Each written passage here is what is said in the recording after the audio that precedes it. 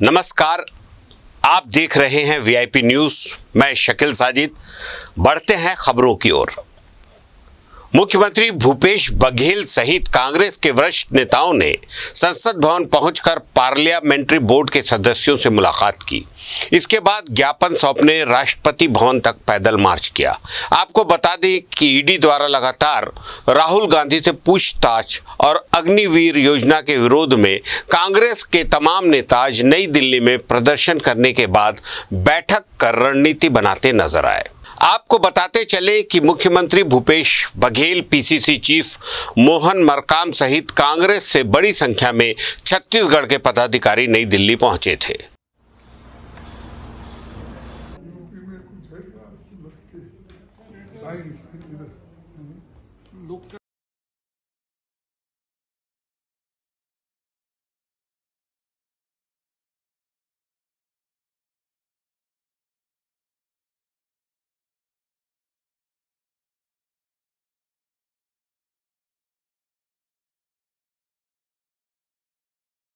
मंत्री से मिलिए कार्यक्रम के तहत मंत्री गुरु रुद्र कुमार आज प्रेस क्लब पहुंचे। इस दौरान पत्रकारों के विभिन्न सवालों के जवाब दिए। मीडिया को संबोधित करते हुए मंत्री ने बताया कि सरकार के कामकाज से सभी वर्ग के लोग खुश हैं। इस मौके पर हमारे सहयोगी खोमन साहू ने मंत्री रुद्र कुमार से खास बातचीत की। और हमारे बीच आज उपलब्ध हमारे गुरु रुद्र कुमार जी, तो बाकी प्रेस क्लब के सदस्यों को भी मैं आग्रह करूंगा कि वे मंत्री जी का स्वागत करें। भाई मासिक भाई से आग्रह है कि वे स्वागत करें। भूपेश डांगड़े जी से आग्रह है। पत्रकार साथी हमारे बहुत अच्छे सवालों के जवाब मंत्री जी ने दिए। लगा नहीं कि वे कहीं फिसल रहे थे, बहुत ही चालाकी से उन्होंने जवाब दिए सभी सवालों के। और हम ईश्वर से कामना करेंगे कि उन्हें राजनीतिक आकाश हासिल हो। और धन्यवाद, बहुत बहुत धन्यवाद। प्रेस से मिलिए कार्यक्रम के तहत मंत्री गुरु रुद्र कुमार प्रेस क्लब पहुंचे। उन्हीं से सीधा जुड़ते हैं। आपके विभाग में 3.5 सालों में क्या क्या उपलब्धियां रही है? हमारे विभाग में पहला विभाग है पीएचई। इसमें कई सारी योजनाएं इसमें संचालित होती हैं। सिंगल विलेज स्कीम होता है, स्पॉट सोर्सेज स्कीम होता है और ग्रुप वाटर स्कीम होता है। इसके जरिए अनेकों गांव में स्वच्छ जल उपलब्ध भी कराया जा चुका है। और हमारा टारगेट है कि 2023 के अंत तक प्रत्येक गाँव में पाइपलाइन का विस्तार करते हुए प्रत्येक घर में मुफ्त में नल कनेक्शन देते हुए प्रति व्यक्ति प्रतिदिन 55 लीटर स्वच्छ जल उपलब्ध कराया जाएगा। ग्राम उद्योग को लेकर किस तरीके से बढ़ावा दिया जा रहा है? ग्राम उद्योग में विभिन्न प्रकार के घटक होते हैं। हस्तशिल्प है, उसमें माटी कला बोर्ड है, उसमें अपना खादी ग्राम उद्योग है, रेशम है। ये जो विभिन्न घटक को मिला के लोगों को अलग अलग श्रेणी में उनको रोजगार उपलब्ध कराया जाता है। लॉकडाउन जैसी इतनी बड़ी आपदा के समय में भी चाहे हस्तशिल्प हो, चाहे महिला समूह हो या फिर चाहे कुम्हार लोग हो, इनको घर बैठे बैठे लॉकडाउन जैसी आपदा में भी 2 लाख लोगों को हमने घर बैठे बैठे काम उपलब्ध कराया, तो जो कि विभाग के अपने आप में एक बहुत बड़ी उपलब्धि है। खास सवाल है, सुपे बेड़ा को कब तक जो है वहाँ के रहने वाले जो आसपास के गांव हैं, स्वच्छ जल कब तक मिल जाएगा? सुपे बेड़ा ग्रुप वाटर स्कीम में तैयार हुआ है, जिसमें तेल नदी में इंटेक वेल का निर्माण करते हुए फिल्टर प्लांट का निर्माण करते हुए रास्ते में जो 7 अन्य गांव जो आ रहे हैं सभी को मिला के 8 गांव में तो ये ग्रुप वाटर स्कीम बना है, जिसका टेंडर लग चुका है बहुत जल्दी। और टेंडर खुल भी जाएगा, उसका वर्क ऑर्डर भी जारी हो जाएगा और काम शुरू हो जाएगा। ये थे मंत्री रुद्र कुमार, जिनका साफ तौर पर कहना है कि आने वाले 2023 तक हर घर में नल जरूर लग जाएगा और लोगों को स्वच्छ पानी मिलने लगेगा। कैमरा पर्सन मनीष मिश्रा के साथ खोमन साहू, वीआईपी न्यूज़। रायपुर। केंद्र सरकार की अग्निपथ योजना का लाभ गिनाने रायपुर सांसद सुनील सोनी सोमवार को मीडिया से मुखातिब हुए। इस दौरान उन्होंने अग्निपथ योजना की जानकारी दी और बताया कि देश की सेना देश के युवाओं की शक्ति से बेहतर बनेगी, इसलिए अग्निपथ योजना को शुरू किया गया है। अग्निपथ योजना से युवाओं को सेना में काम करने का मौका मिलेगा। इसके बाद देश के अलग अलग फोर्सेस में भी नौकरी के लिए आरक्षण की व्यवस्था लागू की जा रही है। वहीं इस दौरान पत्रकारों ने जब भाजपा के बड़े नेता कैलाश विजयवर्गीय के बयान पर सवाल पूछना शुरू किया तो सांसद सोनी हड़बड़ा गए और आनन फानन में हाथ हिलाते हुए इस बारे में कोई भी जानकारी न होने की बात कही। नहीं, मैं नहीं पढ़ पाया। नहीं देख पाया। नहीं लिखा है अनन्य नौकरियां हैं, गार्ड बनना है, आगे जाके कहीं पे कुछ बनना है या खोलना है, एजेंसियां खोलना है, उसको एक जो है एक अनुभव मिलेगा। तो उसके जीवन के अंदर में अनेक अनुभव प्राप्त करने वाली योजना को भ्रम फैलाना, और भूपेश बघेल जी जो हमारे प्रदेश के मुख्यमंत्री है वो तो यहाँ तक के बोल डाले कि वो उसके हाथ में गन रहे। अग्निपथ योजना देश में अनुशासित और राष्ट्रभक्त युवाओं की फौज खड़े करने की योजना है, और इस योजना में जो हमारी वर्तमान पीढ़ी है उसके भविष्य को संवारने की योजना है। लेकिन देश में कुछ ऐसे तत्व हैं जो एक भ्रम पैदा करके जो है करोड़ों अरबों की संपत्ति को नुकसान करवाने का काम कर रहे हैं, ट्रेनों में आग लगाने का काम कर रहे हैं, देश में अराजकता फैलाने का काम कर रहे हैं। मैं उनसे पूछना चाहता हूं कि वो 17.5 साल का नवयुवक, क्या उसको कोई रोजगार देने की कभी कांग्रेस सरकार की इतने लंबे समय तक कोई योजना रही है? क्या इस प्रकार की योजना आई है कि जिसके अंदर में देश के अंदर में एक अनुशासित नौजवानों की फौज खड़ी हो? केंद्र सरकार की अग्निपथ योजना को लेकर इन दिनों छत्तीसगढ़ में भी राजनीतिक बयानबाजी तेज हो गई है। मुख्यमंत्री भूपेश बघेल के बयान को लेकर पूर्व मुख्यमंत्री डॉक्टर रमन सिंह का बयान भी सामने आया है। उन्होंने सीएम बघेल के बयान का पलटवार करते हुए कहा कि सीएम बघेल को देश के युवाओं पर भरोसा नहीं है। उन्होंने अग्निपथ योजना की जानकारी दी और बताया कि किस तरह ये योजना देश के भविष्य का निर्माण करेगी।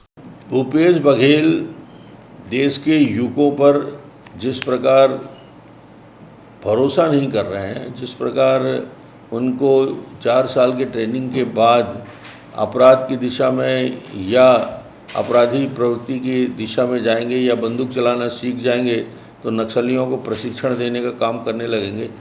क्या सेना में रहने के बाद 4 साल के बाद कोई भी सामान्य युवा इस देश का क्या नक्सल की ओर जाएगा? क्या उस बंदूक का उपयोग करके वो लूटपाट के लिए करेगा? सेना में 4 साल रहने के बाद वो हिंदुस्तान के लिए, भारत माता के लिए अपनी जान निछावर कर देगा, प्राणों की बाजी लगा देगा। 25% को तो तत्काल नौकरी मिलेगी और बाकी के लिए भी जॉब के लिए अपॉर्चुनिटी होगी, और ये एक विशेष स्किल उसके पास 4 साल में आ जाएगा जो जीवन भर उसके काम आएगा। लेते हैं एक छोटा सा ब्रेक। जननी यानी महतारी कहलाती है जन्मभूमि, और छत्तीसगढ़ सरकार की अनूठी योजना है छत्तीसगढ़ महतारी दुलार योजना। कोरोना महामारी से मृत व्यक्तियों के बेसहारा अनाथ बच्चों को निःशुल्क स्कूली शिक्षा की उपलब्धता सुनिश्चित कराने के लिए शैक्षणिक सत्र 2020-21 में इसे लागू किया गया। छत्तीसगढ़ महतारी दुलार योजना के अंतर्गत कक्षा 1 से 8वीं तक के बच्चों को 500 रुपए प्रति माह और 9वीं से 12वीं तक के बच्चों को 1000 रुपए प्रति माह छात्रवृत्ति दिए जाने का प्रावधान है। मुख्यमंत्री भूपेश बघेल की विशेष पहल पर लागू की गई छत्तीसगढ़ महतारी दुलार योजना के अंतर्गत शासकीय और अशासकीय शालाओं के 2373 विद्यार्थियों को 1,65,95,000 रुपए की राशि का भुगतान छात्रवृत्ति के रूप में किया जा चुका है। बेसहारा बच्चों का सहारा, छत्तीसगढ़ महतारी दुलार योजना।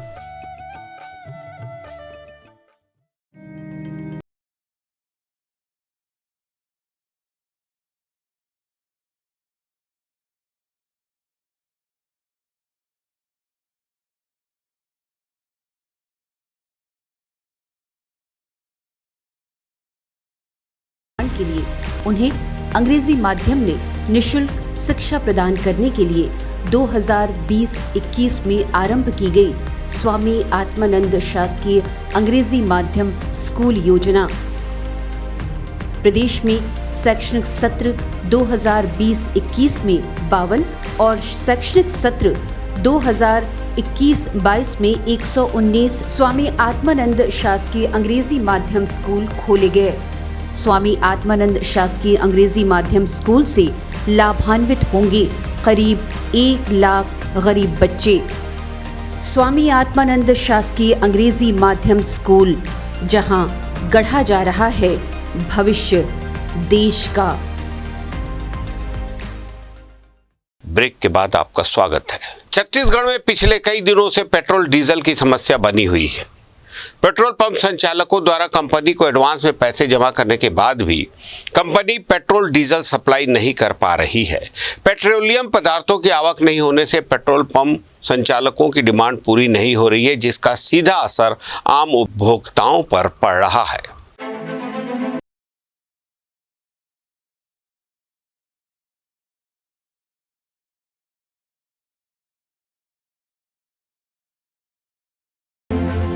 छत्तीसगढ़ में खरीफ की फसल के पहले ही किसानों के सामने डीजल का संकट पैदा हो गया है। राज्य में अगले कुछ दिनों के लिए ही डीजल बचा है। अभी से कई पेट्रोल डीजल पंप ड्राई हो चुके हैं। इस बीच मुख्यमंत्री बघेल ने इस किल्लत पर केंद्र सरकार को घेरा। बघेल ने केंद्र सरकार से पूछा है, क्या हम श्रीलंका जैसे हालात की ओर बढ़ रहे हैं? वहाँ सबसे पहले पेट्रोल डीजल मिलना ही बंद हुआ था। केंद्र सरकार को ये मामला स्पष्ट करना चाहिए। क्यों ऐसा हो रहा है कि पेट्रोल डीजल में 30-30, 40-40% कटौती की जा रही है? खेती किसानी का सीजन है। किसान अब ट्रैक्टर लेके खेत में जाएंगे तो डीजल की कमी होगी, और छत्तीसगढ़ वैसे भी कृषि प्रधान राज्य है। इसलिए मैंने माननीय हरदीप पुरी जी मंत्री जी को पत्र लिखा है।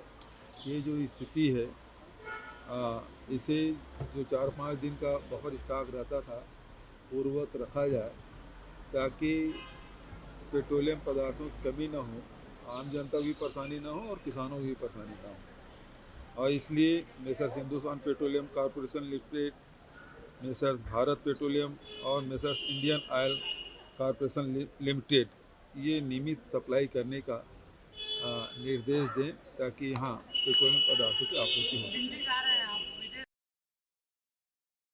पेट्रोल और पेट्रोलियम की कमी के लिए पूर्व मुख्यमंत्री डॉक्टर रमन सिंह ने यूक्रेन और रशिया की लड़ाई को जिम्मेदार ठहराया है और कहा कि इस तरह की परिस्थितियां जब उत्पन्न होती है तो परिवहन में परेशानियां उत्पन्न होती है। इसके अलावा रिफाइनरी का भी प्रॉब्लम जारी है। ये एक अस्थायी दौर है जो केवल कुछ ही दिनों तक चलेगा। डॉक्टर रमन सिंह ने कहा कि इसमें 10 से 20% की ही कमी देखी जा रही है। इससे क्राइसिस की कोई बात पूरे देश या छत्तीसगढ़ में सही नहीं है। इनको तो हमेशा श्रीलंका ही याद आता है। मुझे लगता है कि डीजल और पेट्रोल या पेट्रोलियम पदार्थ की कमी एक कारण है कि यूक्रेन और रशिया के युद्ध के बाद जो परिस्थितियां उपजी है, उस परिस्थिति के कारण इस प्रकार के परिवहन में दिक्कत है और कुछ रिफाइनरी का भी प्रॉब्लम है। मुझे लगता है ये अस्थाई दौर है जो कुछ दिनों तक चलेगा और 10-20% की कमी देखी जा रही है। ऐसा कोई क्राइसिस छत्तीसगढ़ या पूरे देश में कहीं नहीं है। इस पूरे मामले को लेकर सीएम बघेल ने केंद्रीय पेट्रोलियम मंत्री हरदीप सिंह पुरी को पत्र लिखा है और उन्होंने केंद्रीय मंत्री से नियमित रूप से डीजल की नियमित सप्लाई करने का आग्रह किया है। माननीय हरदीप पुरी जी मंत्री जी को पत्र लिखा है। ये जो स्थिति है, इसे जो 4-5 दिन का बफर स्टॉक रहता था पूर्ववत रखा जाए, ताकि पेट्रोलियम पदार्थों की कमी न हो।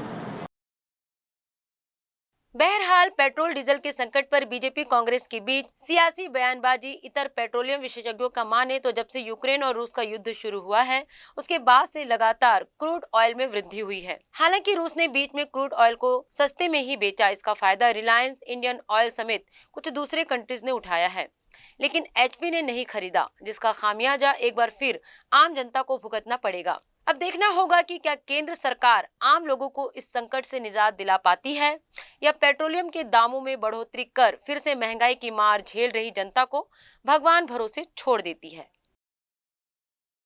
देश भर में हो रहे पेट्रोल की किल्लत को लेकर मुख्यमंत्री भूपेश बघेल ने केंद्रीय पेट्रोलियम मंत्री हरदीप सिंह पुरी को पत्र लिखा है और पेट्रोल की नियमित सप्लाई करने का आग्रह किया है। सीएम बघेल द्वारा पत्र लिखे जाने के बाद फिर एक बार पेट्रोल को लेकर सियासत शुरू हो गई है। सीएम बघेल के पत्र को लेकर रायपुर सांसद सुनील सोनी का बयान भी सामने आया है। उन्होंने रूस और यूक्रेन के बीच युद्ध की वजह से हालात बिगड़ने की बात कहते हुए प्रदेश सरकार पर हमला बोला और कहा कि कांग्रेस सिर्फ राजनीति कर रही है। लोगों की इतनी ही चिंता है तो प्रदेश में पेट्रोल की कीमतों पर वैट हटा देना चाहिए। जो है निराकरण करने का पूरा प्रयास हो रहा होगा, क्राइसिस नहीं होगा। देखिए, भूपेश बघेल जी केवल राजनीति करते हैं, पत्र लिखने का काम करते हैं। मैं भूपेश बघेल जी से पूछना चाहता हूं कि आज ठीक 1 महीना हो गया, केंद्र सरकार ने 9.5 रुपया और 7 रुपया डीजल पेट्रोल में कम किया है, आपने एक फुटी कौड़ी भी कम नहीं किया।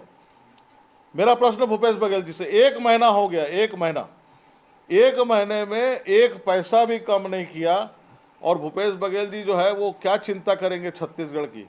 केंद्र सरकार चिंता कर रही है कि देश के अंदर में पेट्रोल डीजल की किल्लत ना हो, लोगों को सहजता से उपलब्ध हो, इस बात की चिंता केंद्र सरकार कर रही है। लेते हैं एक छोटा सा ब्रेक। जननी यानी महतारी कहलाती है जन्मभूमि और छत्तीसगढ़ सरकार की अनूठी योजना है छत्तीसगढ़ महतारी दुलार योजना। कोरोना महामारी से मृत व्यक्तियों के बेसहारा अनाथ बच्चों को निःशुल्क स्कूली शिक्षा की उपलब्धता सुनिश्चित कराने के लिए शैक्षणिक सत्र 2020-21 में इसे लागू किया गया। छत्तीसगढ़ महतारी दुलार योजना के अंतर्गत कक्षा 1 से 8वीं तक के बच्चों को 500 रुपए प्रति माह और 9वीं से 12वीं तक के बच्चों को 1000 रुपए प्रति माह छात्रवृत्ति दिए जाने का प्रावधान है। मुख्यमंत्री भूपेश बघेल की विशेष पहल पर लागू की गई छत्तीसगढ़ महतारी दुलार योजना के अंतर्गत शासकीय और अशासकीय शालाओं के 2373 विद्यार्थियों को 1,65,95,000 रुपए की राशि का भुगतान छात्रवृत्ति के रूप में किया जा चुका है। बेसहारा बच्चों का सहारा, छत्तीसगढ़ महतारी दुलार योजना। ब्रेक के बाद फिर से आपका स्वागत है। मक्का के करोड़ों रुपए का भुगतान नहीं होने से नाराज पखांजूर के किसानों ने पखांजूर कांकेर मुख्य मार्ग को जाम किया और मक्का व्यापारी सुमन राय के घर का भी घेराव किया था। इसी दौरान किसानों ने आत्महत्या करने की बात भी कही थी। मामले की गंभीरता को देखते हुए कांकेर एसपी शलभ कुमार सिन्हा पखांजूर पहुंचे और किसानों के साथ बातचीत कर सार्थक और सकारात्मक राह निकालने की बात कही। पखांजूर में पिछले कुछ दिनों से मक्का खरीदी को लेकर के एक इशू चल रहा है, जिसमें एक व्यक्ति ने कई सारे किसानों से मक्का खरीदा है और उसका पेमेंट वो नहीं कर पाया है। तो इस संबंध में जब पहले हमको शिकायत मिली थी तो हमने वैधानिक कार्रवाई करते हुए धोखाधड़ी का अपराध भी दर्ज किया था और जो अक्यूज्ड है उसको हमने रिमांड पे भी भेजा है। तो पैसे वापसी को लेकर के जो किसान हैं, आज उन लोगों ने एक प्रदर्शन जैसा यहाँ पे किया था, चक्का जाम का भी माहौल बना था। तो उन्हीं से बात करने के लिए और एक रास्ता निकालने के लिए हम यहाँ पे अपनी टीम के साथ हम लोग आए थे और किसानों के प्रतिनिधि मंडल से भी हम लोग मिले हैं और जो अक्यूज है उसकी फैमिली से मिले और प्रयास ये किया जा रहा है कि जल्दी जल्दी कोई एक सार्थक सकारात्मक रास्ता निकाल करके जो नुकसान हुआ है उस नुकसान की भरपाई की जाए। सुकमा जिले के जगरगुंडा इलाके में नक्सलियों के मंसूबे पर जवानों ने पानी फेर दिया है। जवानों को नुकसान पहुंचाने के इरादे से नक्सलियों ने 10 किलो के आईईडी बम छुपाकर रखे थे, जिसे सीआरपीएफ ने निकाला और निष्क्रिय कर दिया।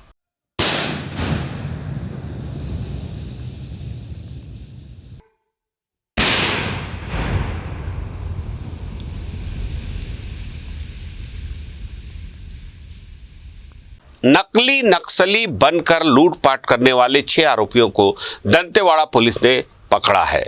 उन्होंने 24 मई और 8 जून को कुआकोंडा थाना इलाके में हलबाराज के सचिव सुखमन यादव और मोखपाल के सरपंच विनोद शोरी के घर लूट को अंजाम दिया था। आरोपियों से लकड़ी की बनी नकली बंदूक, वर्दी और पिट्ठू, 1 मोबाइल, 2 बाइक, 3 कैमोफ्लेज टी-शर्ट, 32,600 रुपये नकद बरामद हुए हैं। पुलिस ने बताया इन युवकों ने गूगल का सहारा लेकर और यूट्यूब वीडियो की मदद से लूट की घटना को अंजाम दिया था। पुलिस के पास सूचना आई थी कि कुछ लोग हथियारबंद होकर रात को लगभग 1 से 4 बजे के बीच गांव के कुछ प्रतिष्ठित लोगों से लूटपाट किए हैं। ऐसी ही सूचना मिली थी मोखपाल के सरपंच विनोद सूरी के यहाँ से और ग्राम हलबाराज के सचिव सुखमन यादव के यहाँ से लूटपाट की सूचना मिली थी कि कुछ हथियारबंद नक्सली जो अपने आप को बता रहे थे वो आए थे और उनसे लूटपाट किए थे। तो इन दोनों आवेदन पर से एफआईआर कायम किया गया था और जब उसके बाद इस पूरे मामले की जांच की गई तो एक बचेली में एक लूटपाट की घटना हुई थी। उसका संदिग्ध भूषण को पूछताछ के लिए बुलाया गया। पूछताछ करने पर उसने स्वीकार किया कि उसने अपने साथियों के साथ मिलकर मोखपाल की घटना और हलबाराज की घटना को अंजाम दिया है। उन्होंने इस पूरे घटना को अंजाम देने के लिए लकड़ी से बने नकली हथियार का उपयोग किया और बाजार से खरीदा हुआ कैमोफ्लेज टी-शर्ट और मैगजीन होल्डर पाउच जैसा दिखने वाला एक बैग उपयोग किया था। ये लोग रात के लगभग 3 बजे के आसपास लोगों के घर में जाते थे और उनसे नक्सली के नाम से लूटपाट करते थे। जांच पड़ताल के दौरान और कुछ घटनाएं को इन्होंने स्वीकार किया, जैसे कि बालपेट में 2 घटनाओं में ये लोग शामिल थे और कुछ बस में भी इन्होंने मोखपाल के आसपास लूटपाट की थी। इन सभी घटनाओं को इन्होंने स्वीकार किया है। इनके स्वीकार के पश्चात इनसे हथियार और कैमोफ्लेज टी-शर्ट और मैगजीन होल्डर बरामद किया गया है। इन सभी आरोपियों के नाम इस प्रकार हैं: भूषण मरकाम, साकिन मडेंदा अरणपुर, लखन नाग साकिन हलबाराज, अनंत नाग साकिन हलबाराज, विशाल साकिन हलबाराज, दीपक ठाकुर साकिन गोंगपाल, गौरीशंकर नाग साकिन पितावर। तो इन सभी को गिरफ्तार कर न्यायिक हिरासत में भेजा जा रहा है। बिलासपुर शहर में चोरी की वारदात बढ़ती जा रही है। सरकंडा इलाके में पुलिस थाने से चंद कदम की दूरी पर स्थित एक ज्वेलरी शॉप को चोरों ने निशाना बनाया। छत की टीन को काटकर अज्ञात चोरों ने 90,000 के सोने चांदी के जेवरात पार कर दिए।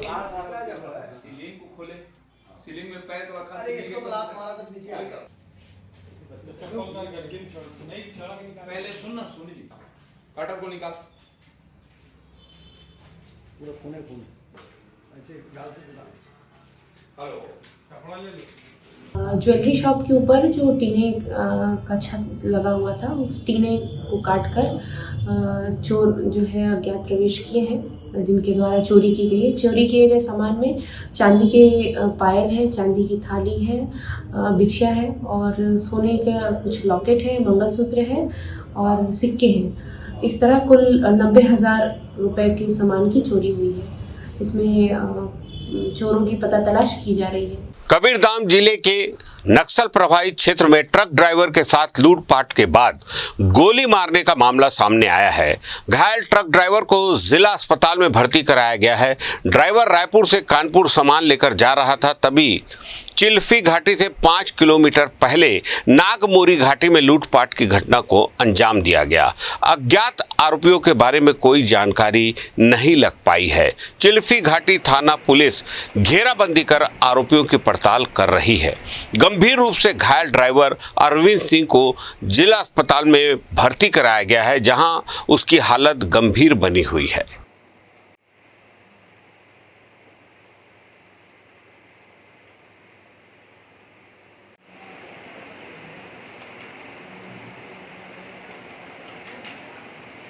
21 जून को अंतर्राष्ट्रीय योग दिवस के रूप में पूरे विश्व में मनाया जाएगा।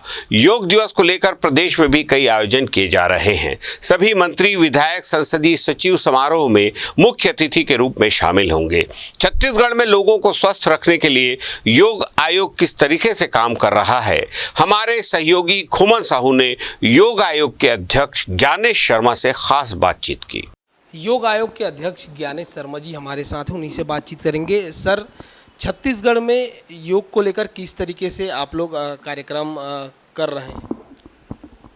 योग आयोग जिसका कार्य है पूरे प्रदेश में लोगों को योग से जोड़ने के लिए, स्वस्थ और खुशहाल जीवन के लिए, उनको नियमित रूप से योगाभ्यास करने के लिए प्रेरित करने के लिए योग आयोग जो कुछ भी संभव हो रहा है, चाहे वो शिविर के माध्यम से हो, चाहे सार्वजनिक उद्यानों में, सार्वजनिक जगहों में निःशुल्क योगाभ्यास केंद्र के माध्यम से हो, हम लोगों को योग से जोड़ने का प्रयास कर रहे हैं।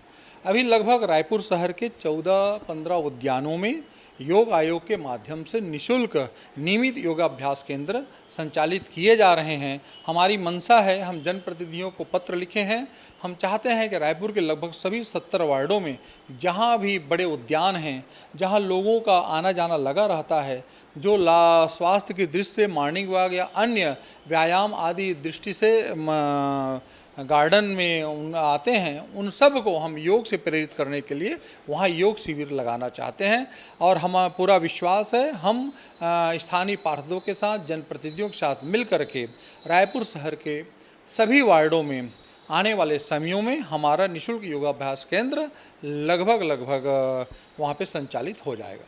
रायपुर के अलावा जो प्रदेश भर के और अन्य जिले हैं, उसको लेकर क्या कार्य योजना है? किस तरीके से योग के जो अच्छी चीज़ें हैं उनको बेहतर बनाने के लिए पूरे प्रदेश में?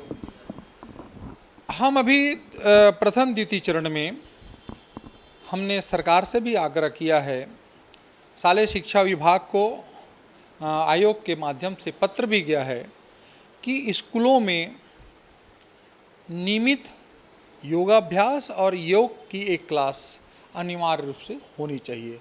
पाठ्यक्रम में योग को शामिल किया जाना चाहिए। मुझे ऐसा लगता है कि इस परिप्रेक्ष्य में भी सरकार जल्द ही कोई निर्णय लेने वाली है।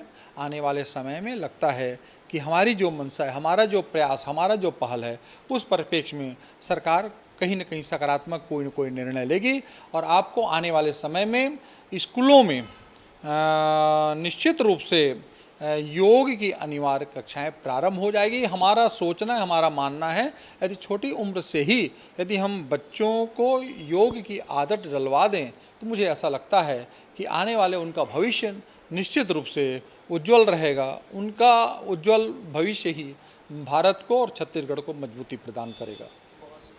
ये थे योग आयोग के अध्यक्ष ज्ञानेश शर्मा, जिनका साफ तौर पर कहना है कि आने वाले दिनों में योग आयोग जो है शिक्षा के क्षेत्र में जो है बच्चों को खास तौर पर योग के जो अच्छी चीज़ें हैं उनको बताता हुआ साफ तौर पर नजर आएगा। इसके अलावा जो मुख्यमंत्री भूपेश बघेल हैं, उन्होंने बेहतर पहल कर रहे हैं इस ओर। अब आने वाले दिनों में एक सुखद जो तस्वीर है वो योग आयोग के द्वारा जो है प्रदेश भर में दिखाया जाएगा और आने वाले दिनों में किस तरीके का परिवर्तन भी देखने को मिलेगा, ये देखने वाली बात होगी। कैमरा पर्सन टीकू के साथ खुमन साहू, VIP न्यूज़, रायपुर। केंद्र सरकार के अग्निपथ योजना को लेकर देश भर में इन दिनों जमकर विरोध देखा जा रहा है। इस दौरान कई राज्यों से हिंसात्मक तस्वीरें भी सामने आई हैं। अग्निपथ योजना का विरोध कर रहे प्रदर्शनकारियों ने आज भारत बंद का आह्वान किया है। इस आह्वान के बाद छत्तीसगढ़ पुलिस भी अलर्ट मोड पर है। राजधानी रायपुर के रेलवे स्टेशन परिसर समेत प्रदेश के सभी शासकीय और सार्वजनिक जगहों पर बलों की तैनाती की गई है। जानकारी देते हुए GRP वरिष्ठ पुलिस अधीक्षक मिलना कुर्रे और मंडल सुरक्षा आयुक्त संजय गुप्ता ने बताया कि केंद्र सरकार के निर्देश पर छत्तीसगढ़ में शांति व्यवस्था बनाए रखने 1000 से अधिक जवानों की तैनाती की गई है।